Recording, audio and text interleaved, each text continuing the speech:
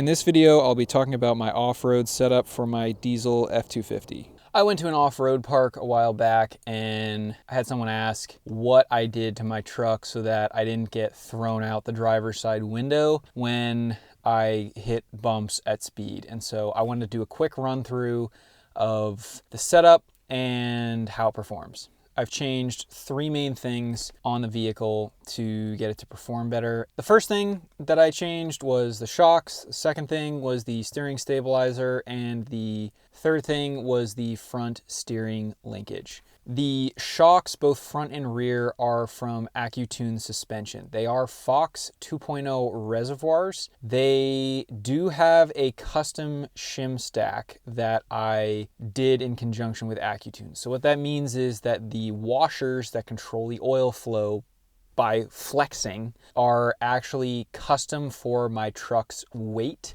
for the kind of driving that I did. So I went with on-road tune from AccuTune that can go off-road. I didn't do the dual sport is kind of the next one up. They call the on-road tune the adventure tune. And I would say that is the biggest single difference I have ever felt with this truck is replacing the shocks, because the damping you get with the stock Motorcraft is horrendous. And honestly, you can definitely upgrade to Bilstein or something else that's still relatively inexpensive, but until you get a nitrogen charged shock, you are not going to see that much of an improvement. I suppose if you went to like a progressive coil in the front, that might help, but if you're just trying to do shocks, best bang for your buck is getting a shock that has a nitrogen charge that keeps that damper active and keeps the shock shaft planted on the ground. The second thing that I did was the steering components, and that also is a huge return on an investment if you want to upgrade your Super Duty front end. I went with Apex chassis front steering linkage, so that is the drag link, the tie rod, and tie rod ends. They are all Apex chassis. I would not buy Apex chassis kit again, not because it doesn't work well, but because I don't like their ninja washers. They're these steel bendy washers that hold the jam nuts in place, and while they work rather well, they're really annoying if you want to get the truck realigned or if you need to take the steering components off for some reason. But in terms of steering feel,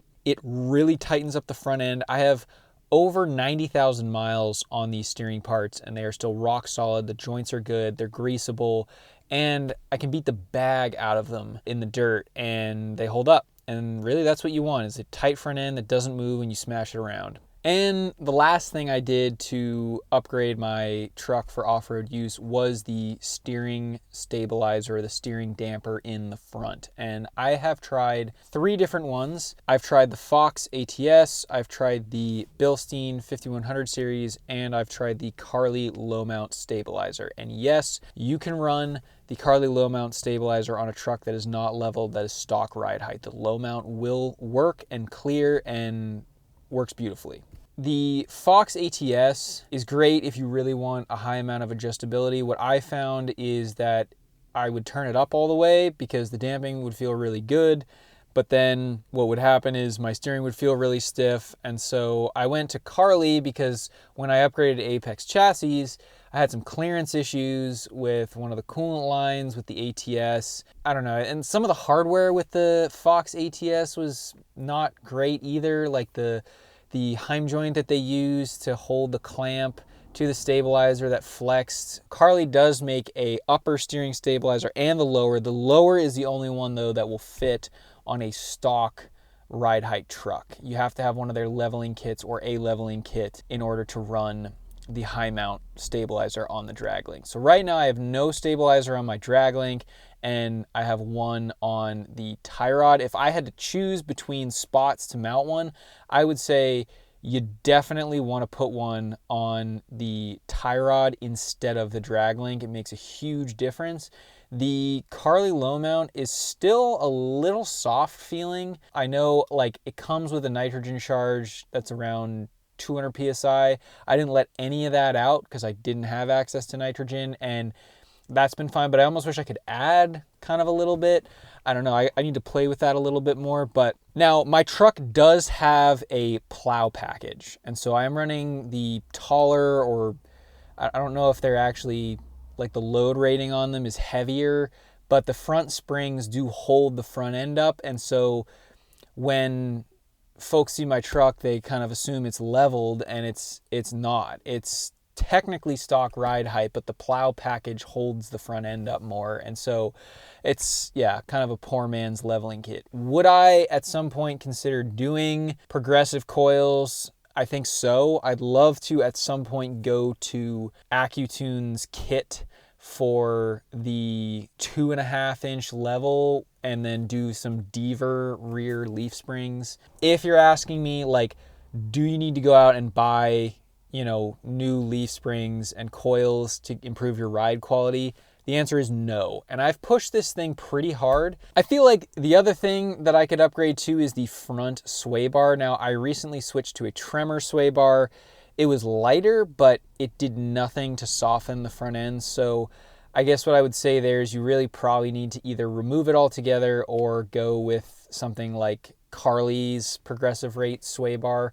It's just not a huge priority for me. It would be really cool to smash whoops in this thing, but most of my driving is on-road, and that is really the main limitation now for me, is that sway bar, because when I come into either an off-camber section or, you know, water bars or whoops that are kind of an odd shape, you can feel one side of the frame get pulled down and into the hole by the sway bar. And so, and I'd be remiss to not mention it, but tire pressure is also huge. When I went to the Ram off-road park, I was running about 45 PSI front and rear, and I'd consider going lower. I've taken my truck down to 40 PSI. It's amazing. The grip is insane, and you know, that's not necessarily something you want to do with stock size tires, but I think at a minimum, you don't need to run around with your tires all the way up at door sticker if you're not hauling anything and if you're not towing. Now, if the truck is loaded,